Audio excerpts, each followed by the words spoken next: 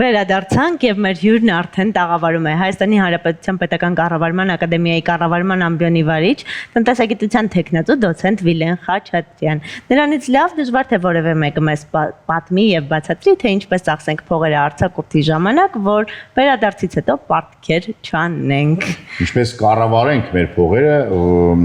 մենք կառավարենք մեր փողերին, ոչ թե մեր փողերը կառավարեն մեզ։ Բարև ձեզ։ Բարև։ Իսկապես կա այդպիսի գիտություն, թե ինչպես կառավարել այդ ամենը, թե ցան կառավարել process-ը։ Բնականաբար դա ֆինանսական գրագիտությունն է։ Ֆինանսները ամբողջությամբ առնչվում են դրան։ Եվ շատ հետաքրքիր է, որ այժմ ձևավորվում է նաև ֆինանսական գրագիտության նոր ուղղություն, ինչպիսին վարքաբանական ֆինանսներն են։ Այսինքն մարդիկ ինչպես են ծախսում իրենց փողերը։ Դեռ ավելին, ժամանակակից գիտությունը արդեն հասել է նրան, որ արհեստական բանականության հավելվածներ կան, որոնք մենք կարող ենք բեռնել մեր հեռախոսներում եւ դնել որոշակի սահմանաչափեր օրական կատարվող ծախսերի, խնայողությունների նորմայի, վերջնական արդյունքում արձակուրդի համար պլանավորված գումարների եւ այլն։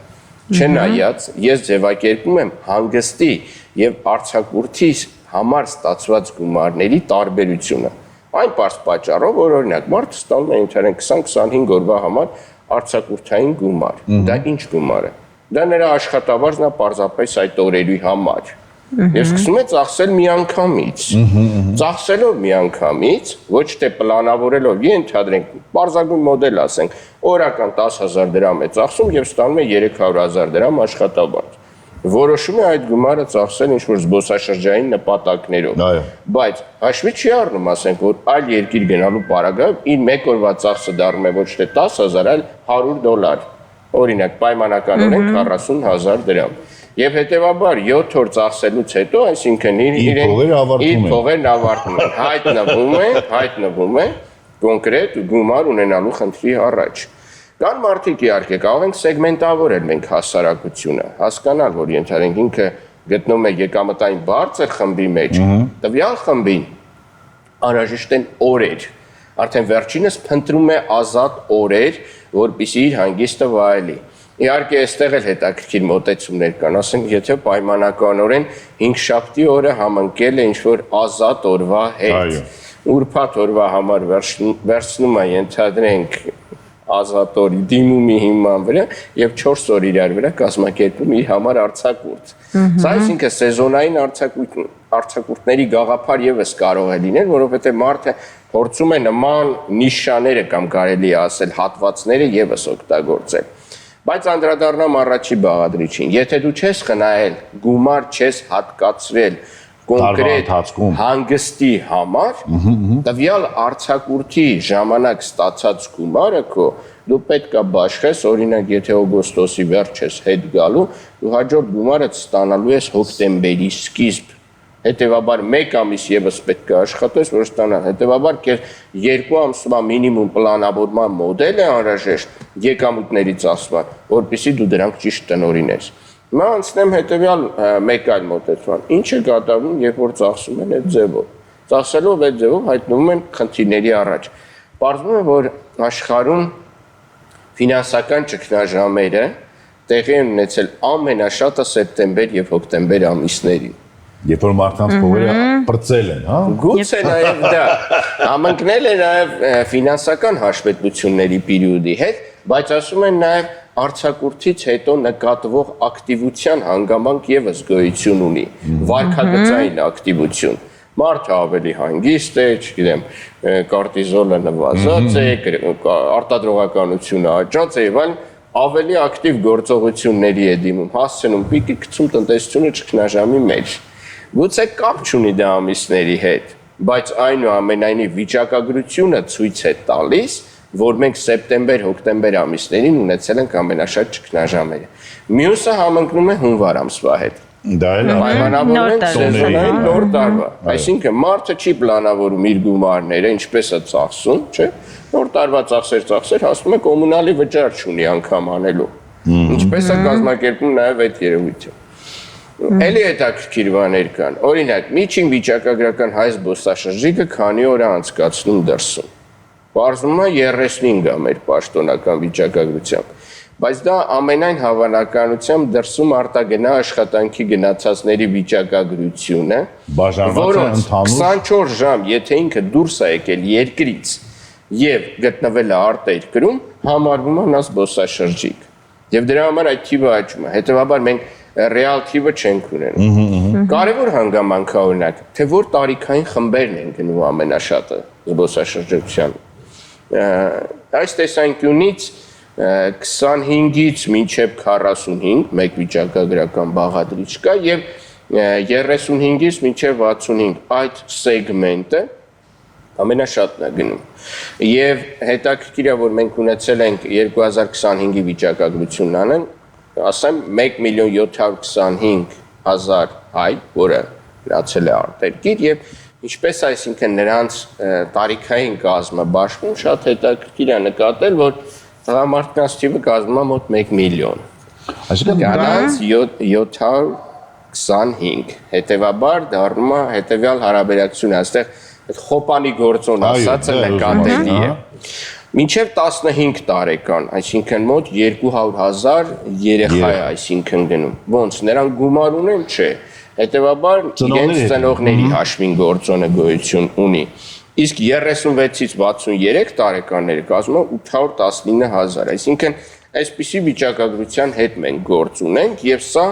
ամենամեծ սեգմենտն է կազմում։ Ուր ենք մենք գնում ամենաշատը։ Այսինքն որտեղ է մեր փողերը ծախսվում եւ ովքեր են գուցե մեզնից դժգոհ։ Վրաստան ամենահարմարն է եւ գուցե գնային սեգմենտը վերջիններս ձևավորել են այնպես, որ այնտեղ գնալը ձեռնտու է դառնում։ Բայց այնուամենայնիվ, երբ որ դիտարկում ենք նաեւ օրական ծախսի մակարդակը մոտ $100 կտրվածքով է տեղավորվում։ Երկրորդ երկիրը Ռուսաստան, երրորդը Էմիրություններ, հատկապես Դուբայի գործոնն է, Թուրքիան օգտագործում ենք որպես տարանցիկ երկիր, եւ արդեն եվրոպական երկրներ են Հունաստան, Իտալիա եւ այլն 3-ից 5% եւ այլն, այսինքն բնակչության այդ հատվածը կենտրոնանում է այդտեղ։ Կարևոր է նաեւ թե ինչի վրա են գումարը ծախսում, առաջինը ուղիղ չվերթների հանգամանքն է հետաքրքիր լինում, low cost-երների կամ երբ որ օրինակ նույն վիզերը չգովազդենք, բայց այնուամենայնիվ low cost-եր լինելով ունի ամենացածր գնային սեգմենտը եւ նախընտրում են վիզային պարզ ռեժիմներ, որովհետեւ փաստաթղթային քաշքշուկ եւ այլն վերջիններիս համար եւս ծախսեր են եւ հիմնականում ծովափնյա հանգստի գաղափարն է, որը շրջանառվում է։ Իդեպ նշեմ, որ կա նաև VIP սեգմենտ, որը շատ ավելի բարձր հյուրանոցային մակարդակի տեղեր է նախընտրում, կոնկրետ Սեյշելներ, չգիտեմ, Սինգապուր, եւ այլն 6-ից մինչև $15,000 կարող է հասնել մինչև մեկ զբոսաշրջիկի, այսպես ասած, ծախսերը։ Քանի տոկոսն է ապրում։ Դա մոտ 5%-ի շրջանակում կարող է տեղավորվել, դեռ ավելի քիչ։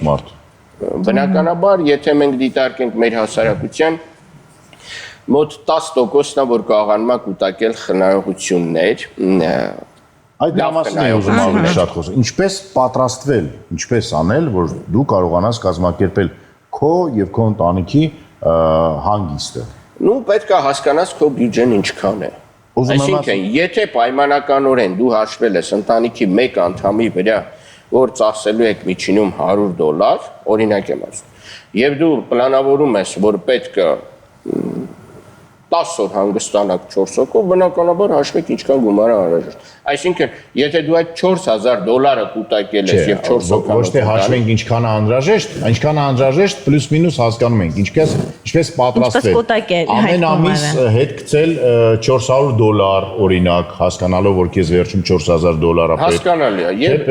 տրամաբանությամբ կարող ես անել։ Նույնք մարդը վարկով էլ է ճանապարհորդում, այսինքն իր հանգիստը կազմակերպում, բայց այստեղ հետեւյալ մտածելակերպն է ամենայն հավանականությամբ, որ այդ տարիները էլ հետ չեն գալու։ Եվ մենք ունենք սահմանափակ տվող տարիներ, որպիսի լինենք զբոսաշրջիկ։ Այսինքն, եթե միջին վիճակագրական հայը ապրում է 75 տարի, այդ տղամարդիկ 72, կանանք 78, ասեք 65-ից հետո նկատում ենք, որ չկա։ Հետևաբար մեր մոտ կենսաթոշակառուների տարիքի, ասենք, տուրիզմը հաստատ զարգացած չի։ Այսինքն այդ միջին տարիքի եկամուտ ունեցողներն 35-ից մինչև մոտավորապես էլի մինչև 55 կարելի է պայմանականորեն դիտարկել։ Այստեղ պետք է հաշվի առնենք վերջիններս ինչքան եկամուտ ունեն։ Պայմանականորեն, որ ընդունենք միջին աշխատավարձը մեր մոտ կազմում է 300,000 դրամ։ Եթե ընտանիքի 3 անդամ են աշխատում կամ 2 անդամ, այսինքն 600,000 դրամի կտրվածքով։ Պետք է հաշվեն իրենց առօրյա ծախսերը եւ ըստ դրա սկսեն փորձել խնայել, որպեսզի կարողանան դա։ Հակառակ պարագայում ծախսելու են, հետո ստիպված լինեն ասենք պահ ծախսնել, քանի որ գտնում են, որ դա եւս անհրաժեշտ է։ Դա հասանելի է հասարակության որոշակի տոկոսին։ Եթե դիտարկում ենք նաև այս տրամաբանության մեջ, ես չգիտեմ իհարկե մեր վիճակագրությունը կրկնվող մեկ մարդը կարա տարեկան 12 անգամ արտերկրում գտնվի, ասենք մի շաբաթով կամ 5 օրով։ Նման մարդկանց կտրվածքով դա ձևավորում է որպես 10 զբոսաշրջիկ Հայաստանից, թե մեկ անվանական ցանկն է հանվում, ասենք զբոսաշրջիկների։ Հակառակ պարագայում կարա զբոսաշրջիկների թիվը կտրուկ նվազի, որովհետև կան մարդիկ, ովքեր այդ գումարի խնդիրը չունեն եւ ակտիվ են այդ առումով։ Իսկ մարդիկ կան, որոնք մեկ անգամ են, այսինքն օդանավակայանում էլ չեն եղել, չեն նստել, այսինքն ինքնաթիռ։ Այսպիսի մարդը չնայած այս low cost-երների համակարգը թույլ է տալիս վերջիններից դա անեն։ Դրա համար 3 ռեժիմ կա, որոնք ելի նախընտրում են, տեսեք, նշեցի, որ ծախսի հանգամանք կա, առանց վիզայի ռեժիմի երկրներ, որոնք պայմանականորեն որոշակի ժամանակահատված ազատում են վիզային ռեժիմից զբոսաշրջիկների հոսք ընդունելու համար։ Սա մեկ։ Երկրորդը էլեկտրոնային գրանցման վիզայի ռեժիմներ։ Ստեղ արդեն վերջիններից պետք է գալիս որոշակի թվային գրագիտություն, լրացնելու հմտություններ եւ այլն։ Սա երկրորդն է։ Եվ երրորդը, այսինքն Շենգեն կամ բարդացված վիզայի ռեժիմներով, որոնք ոչ բոլոր մարդիկ են մտնում դրա մեջ։ Անգամ կա վիճակագրություն, թե քանի Շենգեն վիզա է տրամադրվել, ինչքան են այդ դեսպանատները ծանրաբեռնված, ինչպես են դա փորձում այդ գործընթացը փոխարկել կամ փոխարինել վիզային կենտրոնների միջոցով որպես ծառայություններ մատուցողներ։ Այսինքն դառնում է մի ամբողջ ինդուստրիա համակարգ, բայց հաշվի առնելով, որ կա նման հոսք, դա նշանակում է, որ ցանկություն եւ գումար ունեցողներ կան։ Պարզապես նրանք պետք է ապահովեն այդ ամբողջ հոսքը։ Իսկ ո՞րն է ավելի ֆինանսապես գրագետ խնայողության առումով։ Ինչպես է։ Այո, սկզբից ծախսել, ինչքան մնում է խնայել, թե խնայողության այդ գումարը դնել մի կողմ, հետո նոր սկսել ծախսել։ Ես ինչքան հիշում եմ ձեր հարցին, այդ ձեր տաղավարում հենց պատասխանել եմ, դա կոչվում է Ռոբինզոնի մոտեցում։ Եթե քեզ գցել են ամարտաբնակ կղզի եւ դու ունես որոշակի քանակությամբ ցորեն եւ ցանել ես բերք, եթե դու ամբողջ ստացած բերքը մի անգամից ուտես, դու հաջորդ տարի այլևս ցորեն չես ունենա։ Հետևաբար պետք է մի մասը դնես որպես սերմացու նույն խնայողությունն է, որից հետո մնացածը օգտագործես։ Մենք պետք է հասնենք նաև նրան, որ մեր մոտ խնայողությունը կոմունալի վճարելու պես մի բան լինի։ Այսինքն, սա վարքագծային առումով նաև երեխաների մոտ է ձևավորում խնայելու վարքագիծ։ Այսինքն, ցույց տալ, որ պապան ինչ տվել է, չպետք է ծախսես, մաման ինչ տվել է, չպետք է ծախսես, չգիտեմ, տատիկ պապիկները, որոնք հակված են երեխաների ֆինանսական վարքագիծը, չեմ ուզում ասեմ փչացնելու կամ փոխելու, լավացնելու, էլի, այսինքն վարքագծային առումով, ինչպես կարող է դա ազդել մարդու հետագա կյանքում նրա ֆինանսական վարքագծի վրա։ Նույն Ամերիկայում ծնողները երեխային պարտք չեն տալիս։ Եվ հայերի մոտ մի քիչ ուրիշ է, այսինքն մի քիչ տարբերակում կմտցնենք։ Ինչու՞։ Որպեսզի նա հասկանա, որ իր ֆինանսական ինքնուրույնությունը, ինքնաբավությունը հիմնվում է իր այլ ոչ թե ծնողների բարեկեցության վրա։ Պարտք չեն տալիս, փող չեն տալիս։ Պարտք չեն տալիս։ Պարտքով փող չեն տալիս անգամ։ Ուզում ես գնա վերցրու։ Փող տալու վարքագիծը ուրիշ է, եթե անհրաժեշտ է իրան առօրյա ծախսերի եւ այլն որոշակի, բայց պարտք չեն տալիս, հատկապես եթե արդեն հասուն տարիքում է եւ ինքը պետք է աշխատի, այսինքն դեռ ավելի միլիարդատերերն ավելի հետաքրքիր վարքագիծ ունեն, 40 տարեկանից հետո են կուտակում գումարը, այսինքն այդ կուտակած գումարը փոխանցում երեխաներին, որպեսզի նրա մոտ ձևավորվի գումար ծախսելու որոշակի վարքագիծ։ Դեռ ավելին, ասում են փողը ունի նաև էներգետիկա, եւ այդ մեծ էներգետիկան կարող է բացական ազդի, այսպեսի հասկացություն կա, չի ասում ես ուզում եմ շատ գումար ունեմ, մի հատ իմ վատարակները բոլոր դրսևորվեն, այսինքն հասկանամ, եթե ես օրինակ չգիտեմ, ունենայի $1 միլիարդ, ինչպես կվերանայվեր իմ առօրյա վարքագիծը, այսինքն ոնց ես կփոխվեի եւ ինչպես դա կծախսեի, եւ սա նույնպես մոտեցում է։ Իդեպ ասեմ ձեզ հետեւյալը, որ մենք չենք տեսնում միլիարդատերերի ժառանգական սերունդների այդ համակարգը, ասենք Ուրա Գյուլբեկյանի թոռը, ուրա չգիտեմ, Անթաշովի թոռը չկա, բայց ասենք Ռոքֆելլերների եւ Ռոթշիլդների այդ համակարգը ինչ համակարգ, այսինքն նրանք սերունդ գումարի փոխանցման այդ մեխանիզմները այլ է, մի չթեղնում այն շեղվում են դեպի մենք շատ ավելի տրիլիոնատերերի հասած ասենք Իլոն Մասկեր, բայց այնուամենայնիվ նրանք այլ վարքագիծ ունեն գումարների ծախսման, քան մենք։ Դա երբանից պետք է սկսենք երեխաներին սովորեցնել եւ ով է դա անում, միայն ընտանիքի անդամներն են, թե միգուցե դա ինչ-որ պետական դպրոցներում ֆինանսական դա ֆինանսական գրագիտության մոդելն է։ Հիմա այստեղ կարելի է երկու ուղղությամբ գնալ։ Ծնողը ուզում է, որ իր երեխան լինի ֆինանսապես գրագետ, գուցե կողքից ինչ որ X կառույց կամ ինստիտուտ չի ուզում, որ լինես դու ֆինանսապես գրագետ։ Եթե դու շատ դեպքերում վարկ վերցնելուց մի քանի հարցի շատ անկեղծ պատասխանես, քեզ պետք է մերժեն այդ վարկը տալը։ Դեռ ավելին, այդ արհեստական բանականությունից մեջբերում արեցի, մի կազմակերպություն կա, էլի անունը 1700 ցուցանիշի հիման վրա որոշում է քեզ վարկ տա թե չէ։